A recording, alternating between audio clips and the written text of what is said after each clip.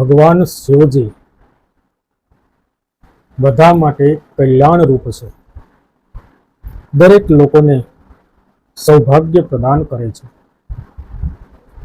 જ્યોતિ સ્વરૂપ છે. અજન્મ કહેવાયા છે. કાર્ય કારણથી પર છે. કાર્ય કારણથી પર કોને કહેવાય? જેવી રીતે વરસાદ થાય તો જમીન ભીંજાય, અગ્નિ હોય તો ગરમી થાય, અને બીજ હોય તો એમાંથી વટવૃક્ષ બને. પણ મહાદેવ આ બધા નિયમોથી પર છે. જેનું કોઈ કારણ નથી, પરંતુ બધાનું કારણ છે, તે છે મહાદેવ. તેઓ કોઈ કાર્યના બંધનમાં નથી. કોઈ કાર્ય એને બાંધી રાખતું નથી. સમય અને જગતથી પણ પર છે, તે છે મહાદેવ. મહાદેવને નિર્ગુણ કહેવાયા છે. જે કોઈ પણ ગુણોથી પર હોય. ની એટલે વગર અને ગુણ એટલે સત્વ, રજસ અને તમજ. આ બધાથી પર હોય તે મહાદેવ. સંપૂર્ણ શુદ્ધ ચેતના એટલે મહાદેવ. બીજું એક મહાદેવને નિરાકાર કહેવામાં આવે છે, કે જેનો કોઈ પણ પ્રકારનો આકાર નથી, જેનું કોઈ ચોક્કસ રૂપ કે સ્વરૂપ નથી, કે જેની કોઈ ચોક્કસ સીમા નથી, તે નિરાકાર એટલે મહાદેવ. શિવનું મૂળ તત્વ કોઈ પણ સ્વરૂપથી બંધાયેલું નથી. ચેતના સ્વરૂપે છે મહાદેવ, અને સમગ્ર જગતમાં ચેતના સ્વરૂપે વ્યાપ્ત છે. ભક્ત માટે તેઓ પોતાનું સાકાર સ્વરૂપ ધારણ કરે છે, પરંતુ તેનું મૂળ સ્વરૂપ તો અદૃશ્ય છે, કે જેને જગતના કોઈ જીવ ક્યારેય પણ જોઈ ન શકે તેવું અદૃશ્ય, અને છતાં પણ જગતની અંદર વ્યાપ્ત એવું સ્વરૂપ છે મહાદેવનું. મૂળ સ્વરૂપ તો એમનું નિરાકાર છે, જેનો કોઈ પણ આકાર નથી, જેનું કોઈ પણ ચિત્ર નથી, તે છે મહાદેવ.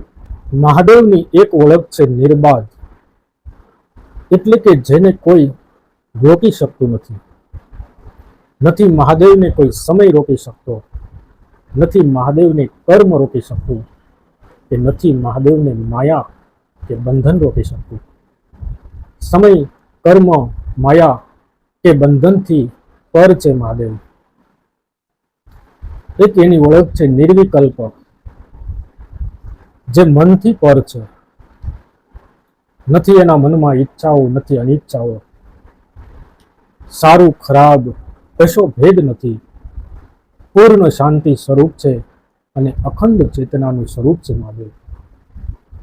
એક એની ઓળખ છે નિરીહ, જેને કોઈ સ્વાર્થ નથી, જેને કોઈ લાલસા નથી, જેને કોઈ ઈચ્છાઓ નથી, અથવા જેને કોઈ હાનિકારક ભાવ નથી. એટલા માટે મહાદેવ ભોળા કહેવાયા છે, અને સહજ કહેવાયા છે. અન્ય એક મહાદેવની ઓળખ છે નિરંજન, જે પર કોઈ કલંક, માયા, અશુદ્ધિ કે બંધનનો રંગ લાગતો નથી, તે નિરંજન. એક ઓળખ છે નિત્યયુક્ત, જે સદા પરમ ચેતના, સત્ય અથવા પોતાના સ્વરૂપમાં સ્થિર હોય, તે નિત્યયુક્ત. બીજી એક ઓળખ છે નિષ્કામ, જે કર્મ કરે પણ બદલામાં કોઈ પણ વસ્તુ ઈચ્છે નહીં, તે નિષ્કામ. નિષ્કામ કર્મ કરે, તે છે મહાદેવ. અને પછીની ઓળખ છે નિરાધાર, જેને કોઈ પણ આધારની ક્યારેય પણ જરૂર પડતી નથી, અને છતાં પણ જે બધાનો આધાર છે, સઘળા જીવોનો, સઘળી સૃષ્ટિનો, સઘળા અસ્તિત્વનો આધાર છે, તે છે મહાદેવ. અને છેલ્લી ઓળખ મહાદેવની છે નિત્ય મુક્ત, હંમેશા મુક્ત છે, જે સદાયથી મુક્ત છે, ક્યારેય પણ કોઈ બંધનમાં બંધાયા નથી, તે છે મહાદેવ. મહાદેવની આ બધી ઓળખ વ્યાસપીઠ પર સુતજી, શૌનક વગેરે ઋષિમુનિઓને વિગતે સમજાવે છે.